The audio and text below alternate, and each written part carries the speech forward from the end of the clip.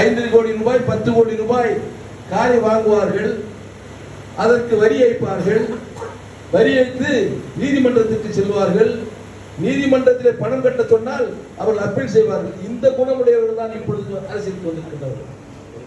ஆனால் புரட்சித் தலைவர் எம்ஜிஆர் தான் திரைத்துறையிலே உழைத்து சம்பாதித்த ஊதியத்தை முழுவதுமாக ஏழை எளிய மக்களுக்கு வாரி கொடுத்த 8வது வல்லல் புரட்சித் தலைவர் எம்ஜிஆர்.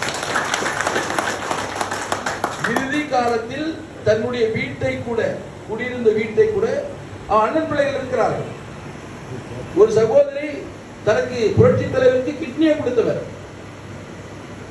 அப்படி இருந்தும் கூட தான் சம்பாதித்த சொத்தை கடைசியில் அந்த வீடு கூட கத்தெரியாத, காது கேட்காத அந்த குழந்தைகள் படிப்பதற்காக அந்த வீட்டையே எழுதி கொடுத்த ஒரு மகோன்னத தலைவன், ஒரு கொடையாளர் புரட்சித் தலைவர் எம்ஜிஆர்.